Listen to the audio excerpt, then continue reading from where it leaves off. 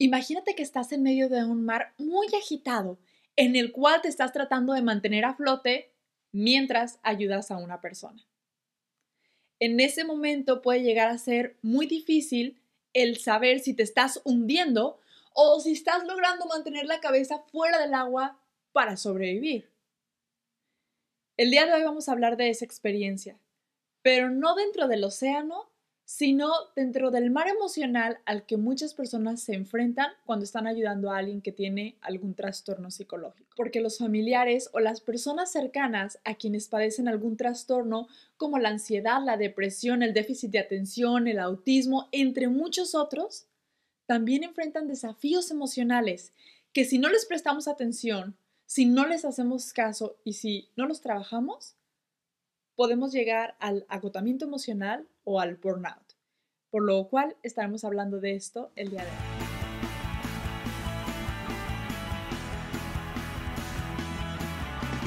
Hola a todos, ¿cómo están? Bienvenidos a este podcast de Emotional Wellness, Work on Yourself, a esta segunda temporada. Quizá alguno de ustedes es familiar o amigo cercano de alguna persona que esté padeciendo algún trastorno psicológico, como puede ser la ansiedad, la depresión, el déficit de atención, entre muchísimos otros. Y quiero hablar de esto porque es muy fácil el perderse en el cuidado de esa persona, en el apoyo de esa persona y olvidarse de uno mismo. Todos los días recibo mensajes de gente que me está preguntando cómo puedo hacer para ayudarle a mi hijo, cómo puedo hacer para ayudarle a mi esposa, a tal persona, a mi amigo que tiene ansiedad, que tiene depresión, que está teniendo ideación suicida. Y es maravilloso que queramos ayudarlos, lo necesitamos ayudarlos. Pero es muy importante no dejarnos de lado. Es muy importante que si tú eres el que está ayudando, te pongas también como prioridad y entiendas que también vas a enfrentar desafíos emocionales, los cuales también tienes que cuidar, de los cuales también tienes que trabajar y que muchas veces pasan desapercibidos. Porque imagínate, ¿qué pasa cuando el cuidador ahora necesita ser cuidado? ¿Qué pasa si esa persona que está apoyando a alguien con depresión ahora cae en depresión, ahora cae en ansiedad? Es como querer mantener un cactus en tu casa. Sabes que este cactus necesita de cuidados especiales, pero aún así, aunque lo sabes, de todos modos te sigues pinchando de vez en cuando con las espinas. O imagínate, ¿qué pasa cuando se te olvida regar ese cactus? O no te digo, ¿qué pasa si lo riegas demasiado? La situación aquí es que las estadísticas de los familiares de las personas que padecen algún trastorno psicológico y que buscan ayuda profesional o que buscan atención psicológica, sí, varían, depende del país, depende del trastorno, depende del sistema de salud, depende de todos esos factores. Pero a final de cuentas, en la mayoría de los lugares, las estadísticas son muy bajas. A pesar de la cantidad de estrés que se puede llegar a vivir y de los desafíos emocionales que estos familiares están viviendo y que vamos a ver más adelante. Las tasas pueden variar, pero según la mayoría de los estudios muestran que menos de la mitad de estos familiares son los que están buscando ayuda.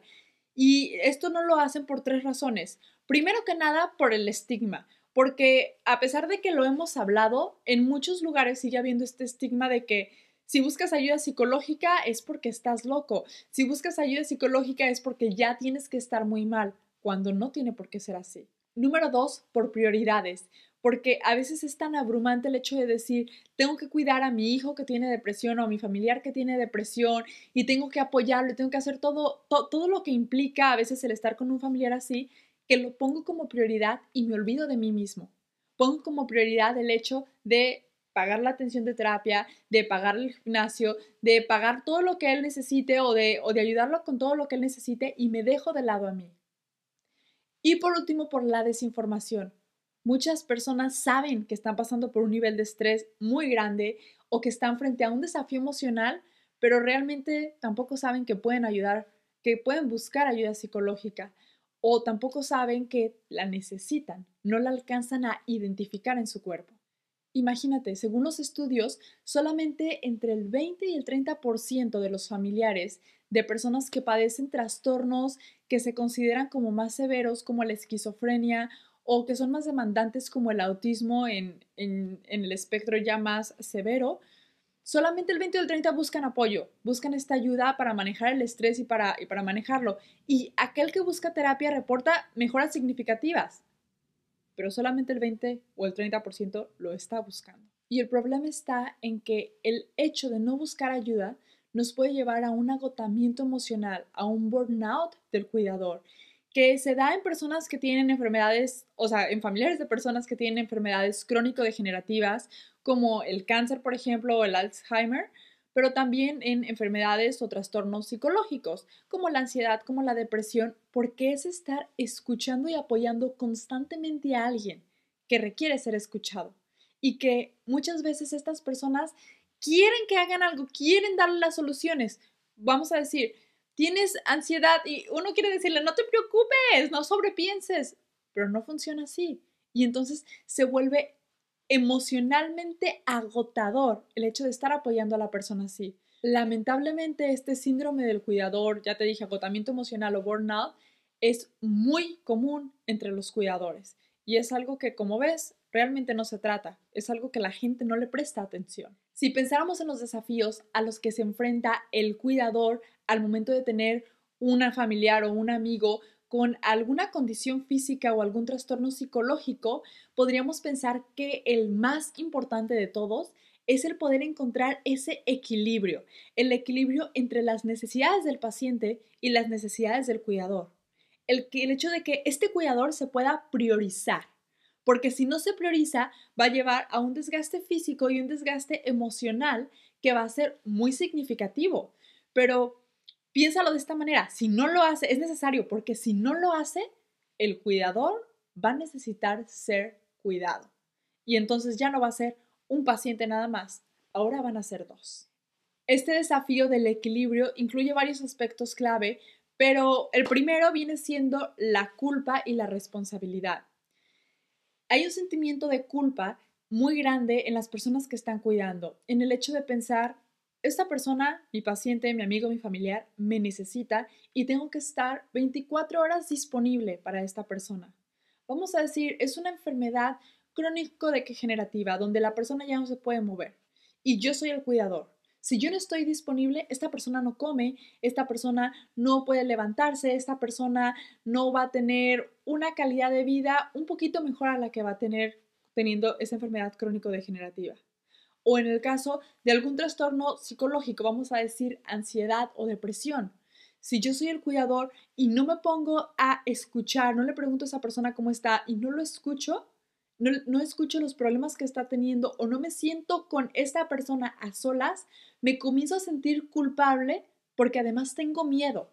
Tengo miedo de que si yo no me siento a escucharlo cada que esta persona lo necesita, tengo miedo de que se empeore. Siento que es mi responsabilidad. Siento que es mi responsabilidad el tener que estar ahí para la persona, el ayudarle a la persona a buscar recursos, porque también escuchamos que si estas personas no lo pueden hacer, nosotros como sus redes de apoyo, seres queridos, tenemos que estar ahí para apoyarlos. Y entonces es, es el equilibrio, lo mismo, pero es este sentimiento de culpa de si no estoy ahí, no puedo apoyarlos completamente, si no estoy ahí 24/7 y al mismo tiempo es mi responsabilidad estar ahí. Número 2, el agotamiento físico y el agotamiento emocional, que es lo que te vengo diciendo. Si yo no hago caso de lo que yo como cuidador estoy sintiendo, como cuidadora estoy sintiendo, entonces voy a terminar en burnout.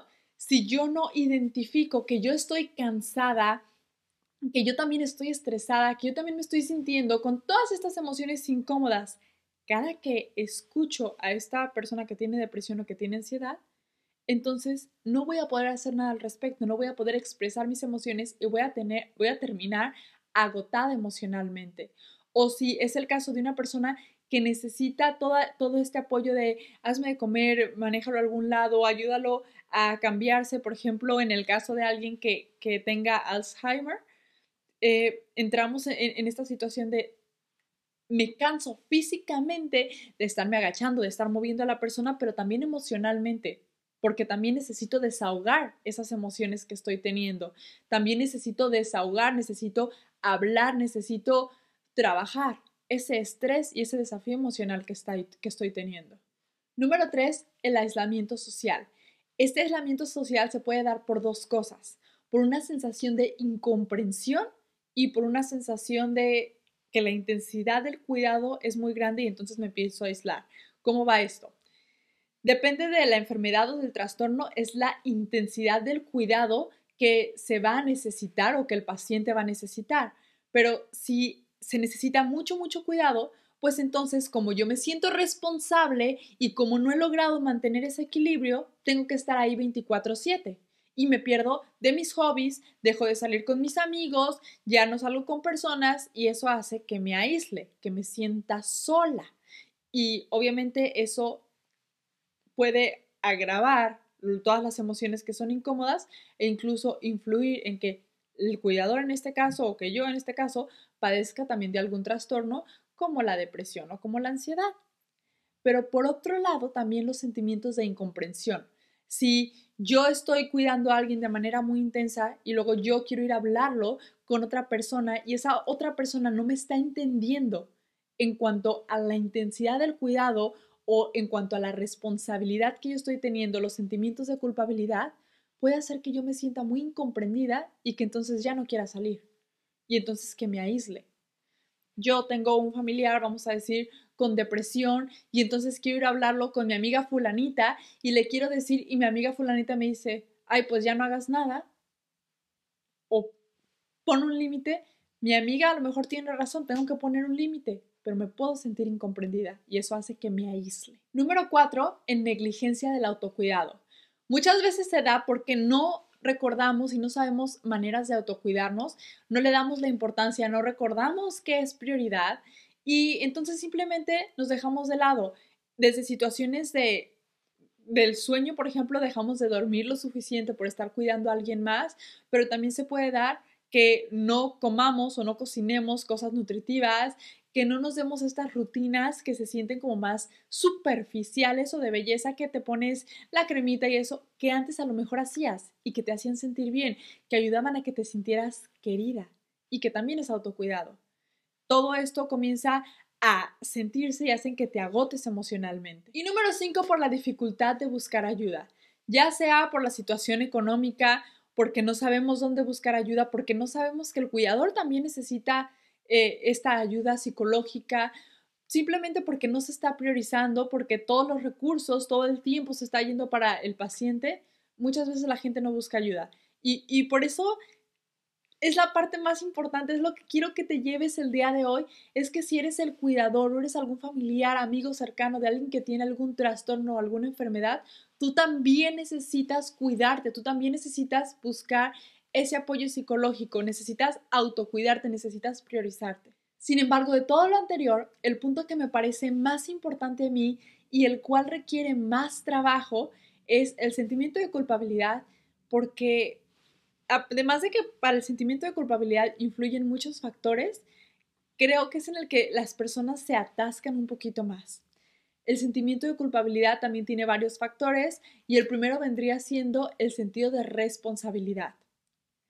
Te doy un ejemplo.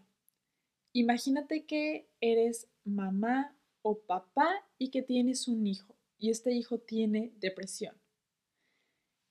El hecho de no hacer nada o no hacer lo suficiente, la inacción te puede llegar a hacer sentir muy culpable. El hecho de decir, no me di cuenta antes que tenía depresión, o no lo llevé a terapia, o no hice esto, no es tu culpa.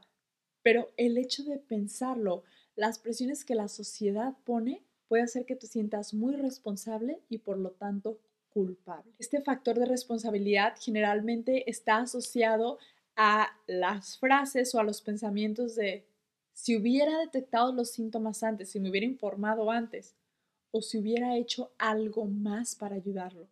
Queremos hacer todo lo que esté en nuestras manos para ayudarlo y muchas veces eso que está dentro de nuestras manos implica que vamos a dejar de autocuidarnos y no debe de ser así, porque entonces tampoco lo vas a ayudar.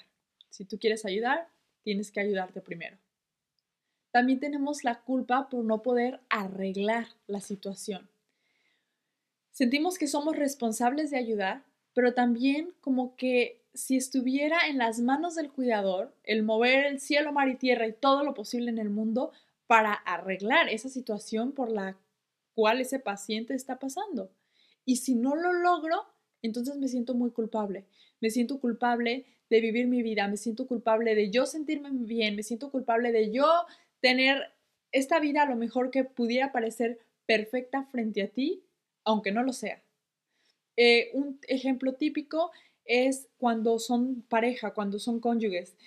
Vamos a decir, el esposo está pasando por un periodo de depresión y a la esposa le está yendo muy bien y entonces se puede sentir la esposa muy culpable de no poder arreglar la situación emocional o física que el cónyuge está pasando. También está la culpa por cuidarse a sí mismo. Esto es algo que nos han metido mucho en la sociedad, en la televisión, prácticamente es algo de la sociedad, pero en el que dices, tengo que hacer todo lo posible para ayudar a esta persona y entonces no puedo descansar.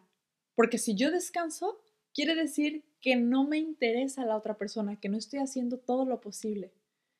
Sabemos que no es así muchas veces racionalmente, pero emocionalmente, como lo hemos aprendido desde hace mucho tiempo, porque lo has escuchado, porque lo has visto, que hay que ser como uh, prácticamente olvidarte de ti mismo para ayudar a alguien más. Abnegado, esa era la palabra. Como hay que ser abnegado, pues entonces tú no descansas, tú no comes, tú no te cuidas por estar ayudando a alguien más. Llega este sentimiento de culpabilidad por cuidar de ti. También está la culpa por los sentimientos negativos. Muchas veces el cuidador puede comenzar a sentir estas emociones incómodas que no son negativas, son normales, pero que se pueden llegar a interpretar como incómodas ante la sociedad, como la frustración, como el cansancio, como el enojo o como el resentimiento de que la otra persona esté padeciendo esto, de que la otra persona necesite esta ayuda, especialmente cuando esa situación cambió la vida de todos drásticamente.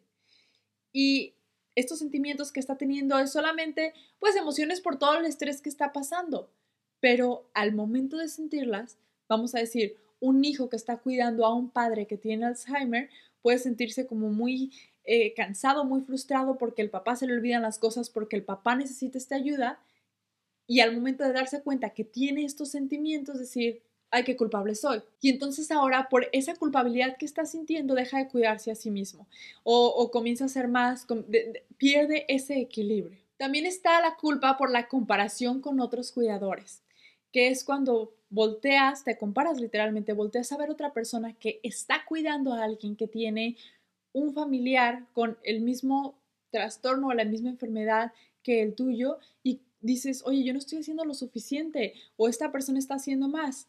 Por ejemplo, en el caso de los padres que tienen algún hijo que están dentro del espectro autista y que dicen, ay, es que este padre los lleva a terapia del habla y los lleva a terapia del juego y los lleva a terapia normal y los tiene en escuela especial y además de todo le ofrece 8 horas de juego diarias y rutina y se pueden llegar a comenzar a comparar en una manera en la que el que se está comparando pues te juzga de manera negativa y comienza a sentirse culpable por eso. Yo debería de hacer más, yo debería de pasar más tiempo, yo debería y esta culpabilidad otra vez hace que el equilibrio se pierda. Y número 6, la culpa por el deseo de abandonar. El estar cuidando a alguien puede ser muy agotador, como ya te dije, física y emocionalmente. Y muchas veces como manera de lidiar con este agotamiento, las personas comienzan a fantasear en cómo sería si abandonaran todo y se fueran del país, de la casa, del lugar en el que están cuidando, simplemente que todo se resolviera en ese momento. Pero se dan cuenta que no puede ser así y en ese momento se sienten culpables por querer abandonar, porque no deberían de pensar eso, porque no, entre comillas te digo no deberían de sentirse así, esto es lo que están pensando y eso los hace sentir con esta culpabilidad. No están dándose cuenta de que ellos también tienen derecho a cansarse, que también tienen derecho a descansar por el cansancio, a sentirse incómodos, a querer abandonar. Comienza la gente a sentirse abrumado por la culpa de estos sentimientos y de los pensamientos. Dejan de tomar en cuenta que solamente es un sentimiento y se abruman con él y entonces comienzan a actuar conforme a él. Tampoco están expresando esa emoción que están teniendo. Sin embargo, todos estos sentimientos de culpa surgen desde un profundo sentido de responsabilidad y la necesidad o las ganas de querer ayudar a esa persona que es tan querida. Y claro, también de las limitaciones humanas, porque tenemos limitaciones y al enfrentarnos a esas limitaciones, juntarlo con la responsabilidad, juntarlo con las ganas de querer ayudar, me puedo llegar a sentir culpable. Y el primer paso para poder abordar todo esto es reconocer en ti mismo estos sentimientos de culpabilidad. Y por supuesto, buscar apoyo emocional también para poder abordarlos, para poder trabajarlos, poder expresar esas emociones, poder que no se queden nada más reprimidas en ti. Superar la culpa en estos casos, o sea, en los familiares de personas que padecen algún trastorno psicológico o alguna enfermedad, es un trabajo multifacético en el que implica desde cambiar la perspectiva con la cual se están viendo las cosas hasta dar información y psicoeducación de autocuidado, de cómo poner límites, de todo un proceso. Algunas de las formas más efectivas para poder manejar y poder superar estos sentimientos de culpa es que primero que nada reconozcas y valides las emociones que estás teniendo. Cuando te das cuenta y cuando aceptas que estos sentimientos de culpa y todas las emociones incómodas que puedas estar teniendo son normales y que son muy comunes, como que comienza a cambiar un poquito la perspectiva y te das la oportunidad de ya no reprimirlas, sino estarte dando de palos o castigando por estarlas sintiendo. Las estás validando. Es normal que me sienta así. Y entonces puedes comenzar a abordarlas y a trabajarlas. También entender la condición del paciente. Esto es súper importante porque muchas veces no sabemos realmente por qué surgió el trastorno o la enfermedad, que hay factores genéticos o por qué surgió. Nos sentimos a veces culpables de, híjole, es que esta persona, vamos a decir, tiene ansiedad porque yo se la provoqué, porque yo hice esto cuando no tiene nada que ver contigo. Y nos sentimos culpables, no hay información, no sabemos tampoco cómo actuar. El tener esta psicoeducación sobre este trastorno o sobre esta enfermedad, podemos saber entender cuáles son las limitaciones, cuáles son los cuidados que se requieren realmente, cuáles son las cosas que puedes controlar y cuáles son las cosas que no puedes controlar. Y esto hace que el equilibrio, el encontrar ese equilibrio sea mucho más fácil. También está el establecer límites saludables. Este punto es crucial de verdad, es crucial que el cuidador, los familiares establezcan límites que sean sanos para evitar ese agotamiento emocional. Límites de, vamos a decir, yo no te contesto después de esta hora, o sí te contesto, o nada más te voy a cuidar tales días, o cada quien va a entender cuál es la situación del paciente o de su familiar, porque como te digo, cada trastorno, cada enfermedad requiere de cosas diferentes, pero vas a tener que entender cuál es esa enfermedad, cuáles son las cosas y posteriormente decir cuáles son tus límites, cuáles son las cosas que tú puedes ofrecer y establecerlos. Cuidar de uno mismo y establecer los límites no es un acto egoísta, es de hecho una necesidad, porque si no lo haces, te puedo asegurar que vas a terminar agotado emocionalmente, que vas a terminar con el síndrome del cuidador y entonces vas a necesitar ser cuidado también. Para ayudar, necesitas ayudarte tú primero. Recuerda que si quieres aprender a establecer límites de manera asertiva, puedes tomar el curso Límites y Asertividad que ya está disponible en Wellness Journey para que lo tomes en cualquier momento. Al adquirir este curso de Límites y Asertividad, también vas a poder descargar el workbook en PDF para que lo vayas contestando y que realmente puedas poner en práctica esto de identificar tus límites y establecerlos adecuadamente. Además, al adquirir la membresía de Wellness Journey que la necesitas para tomar este curso, también vas a obtener acceso a todos los demás cursos, talleres, retos, webinares y todo lo que está disponible dentro de Wellness Journey. Te voy a dejar más información sobre Wellness Journey aquí en la descripción. Más información, te dejo el link. También se necesita tener una comunicación abierta y aprender a pedir ayuda, que es algo a lo que se abstiene mucha gente.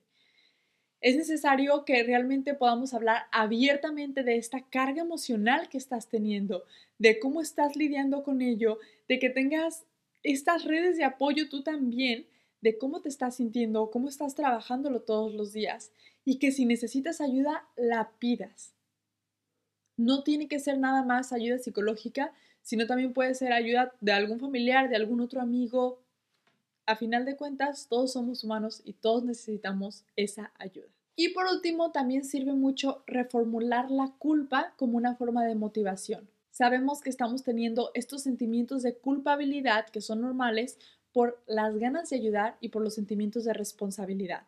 Así que una vez que se sienta la culpa, se puede validar estas emociones y se puede hacer como un cambio de perspectiva para utilizarlo como motivación de buscar mejores formas de ayudar, de buscar otras opciones, de buscar dinámicas que no afecten solamente a una persona, sino que se distribuya la carga entre varios y que entonces ninguno se agote emocionalmente. El chiste es que se utilice este sentimiento que puede llegar a ser incómodo como una motivación para buscar diferentes soluciones. En otras palabras, para mejorar las dinámicas del cuidado de este paciente y de uno mismo. Ahora te quiero compartir una serie de señales de cosas a las que es crucial de verdad que estés atento si eres el familiar de alguna de estas personas. Porque si te identificas en alguna de ellas, quiere decir que ya estás teniendo un desgaste emocional muy grande y que hay una alta posibilidad de que ya estés comenzando a desarrollar problemas de salud mental propios, o sea, que tú los estés desarrollando. Número 1, el agotamiento físico o el agotamiento emocional, que se vería como ya estar tan abrumado que ya no puedes realizar actividades de la vida cotidiana como antes lo hacías. Que vamos a decir, te estás lavando los dientes así como antes lo hacías, pero no puedes dejar de pensar, no te puedes concentrar. Tal vez el cocinar o lavar los trastes se comienza a volver una tarea mucho más complicada o difícil que antes. También están los problemas del sueño, que es o dormir demasiado o no dormir, despertarse a cada ratito en la noche o estar durmiendo pero nunca sentirse descansado. Los cambios de humor severos como el sentirse muy irritable, muy enojado, explotar como si fuera como de la nada, el tener desesperanza, el tener estos cambios de humor que parecieran como muy abruptos, pero que es realmente el desgaste emocional. También está el aislamiento social. Si estás evitando reuniones sociales o ya no estás saliendo con las personas con las que salías antes, ya no estás disfrutando los hobbies o actividades que anteriormente hacías, quiere decir que te estás aislando. Y es una señal muy importante. El tener sentimientos intensos de culpa o de inutilidad, de no estoy haciendo lo suficiente, debería de estar haciendo más, tengo que poder más. No te llevan a ningún lado, ya dijimos que son normales, pero que hay que estarlos trabajando. También se ve en la pérdida de interés del cuidado personal. Esto se ve desde la pérdida del interés de cocinar o comer cosas tal vez nutritivas como lo hacías antes, en situaciones de la higiene, en ir al gimnasio si antes lo hacías y ahora no, en tu trabajo, en todas esas cosas que hacías antes por cuidar de ti, por simplemente el hecho de existir a veces. Si se tienen pensamientos de escape o deseos de renunciar de manera constante, que son estos pensamientos que te venía diciendo hace ratito, de qué pasaría si se acabara todo, cómo puedo abandonar esto, cómo le puedo hacer para que se acabe. Si se tienen esos, es una señal de que ya también te estás agotando emocionalmente. También los problemas de concentración y toma de decisiones. A veces estamos tan abrumados que nos cuesta muchísimo trabajo concentrarnos en una sola actividad. Me estoy lavando los dientes y estoy pensando en que tengo que llevar a mi familiar al médico y al doctor, al psiquiatra, al psicólogo y las medicinas y esto y aquello. Ya no me concentro en una actividad a la vez. O estaba a punto de hacer algo y se me olvida que iba a pagar los frijoles y ya se me están quemando. El hecho de tomar decisiones, de no saber qué decidir porque puede que no sea lo mejor, porque no sé cuáles son las posibles soluciones o las posibles consecuencias, o cuando se comienza a dificultar esto, especialmente más de lo que tal vez era antes, es una señal importante. Los sentimientos de desesperanza o los pensamientos suicidas, que creo que está de más que te explique, es esta sensación de desesperanza, de que la vida no vale la pena, de que esto es una señal que pudiera parecer como muy obvia de que la persona ya está desarrollando algún problema o tiene un agotamiento emocional, pero muchas veces pasa desapercibida porque estamos demasiado concentrados en la otra persona. Como ya se perdió tanto el equilibrio, pasamos de lado estos pensamientos o sentimientos de desesperanza. Y por último, los síntomas físicos. Muchas veces comenzamos a somatizar ese estrés o ese desgaste emocional que tenemos y comenzamos a desarrollar síntomas físicos, como problemas digestivos, dolores musculares, un dolor de cabeza constantemente, que dices, no sé de dónde vienen, me enfermo del estómago pero no comí nada, me enfermo de la garganta pero no me está pasando nada. ¿Qué es? Es emociones reprimidas, es desgaste emocional. Si reconoces que tienes alguno de estos síntomas, es súper importante que busques ayuda profesional de ya, porque no quieres que esto se agrave y realmente el buscar esta ayuda profesional va a hacer que te quites una mochila, un peso emocional muy, muy grande, que te den estrategias que realmente te ayuden, que aprendas toda esta parte de la psicoeducación y a desarrollar estrategias de autocuidado que te comentaba son súper importantes. Y no es necesario, más bien, no tienes que esperar a tener todas. Con que tengas uno de estos síntomas ya es señal suficiente de que ya estás teniendo este desgaste emocional. Un solo síntoma, el simple hecho de decir, estoy teniendo pensamientos suicidas, ya. El simple hecho de decir, estoy con la pérdida del interés del cuidado personal, dices, ya perdí el equilibrio, ya tengo que hacer algo al respecto. Este síndrome del cuidador es un síndrome realmente muy bien documentado en la literatura médica, que su intervención por lo general requiere de terapia, de educación sobre el autocuidado y en muchos casos también de intervención en terapia y de un médico para poder resolver los síntomas físicos que se estén desarrollando o los síntomas de algún trastorno mental que también ya se esté desarrollando. Existen varias escalas y varias herramientas para poder ver el desgaste emocional del cuidador. De hecho, una de las más populares se llama la escala de sobrecarga del cuidador de Sarit. Es, de hecho, una de las más reconocidas y es una autoevaluación.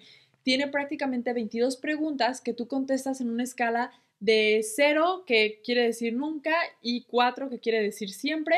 La contestas al final, haces la suma de todos los puntos y puedes ver si estás teniendo este desgaste emocional o no. Más que desgaste emocional, si estás teniendo una sobrecarga como cuidador o si todo está bien, si todo está equilibrado. Hay incluso escalas más cortas que esta, pero si te interesa esta, escríbeme un correo diciéndome ahora sí que quieres la escala a el correo info@emotionalwellness.online y te la envío para que la puedas realizar o que se la puedas compartir a algún amigo, algún familiar que sepas que está de cuidador o que está apoyando a alguien que tiene algún trastorno psicológico para que también se pueda cuidar. Espero de todo corazón que esta información te sea de ayuda personal o que la puedas compartir con alguien que sabes que está pasando por esta situación, alguien que sabes que está siendo cuidador, porque es una información que si todos sabemos, a final de cuentas todos en algún momento vamos a ser cuidadores, si todos sabemos vamos a podernos mantener o vamos a hacer lo posible por mantenernos en este camino del bienestar emocional, que como ya sabes es siempre una prioridad. No te olvides de compartirle esta información a alguien porque estoy segura que lo podrías ayudar muchísimo. Así como de darle like y suscribirte a mi canal. Nos vemos en 15 días.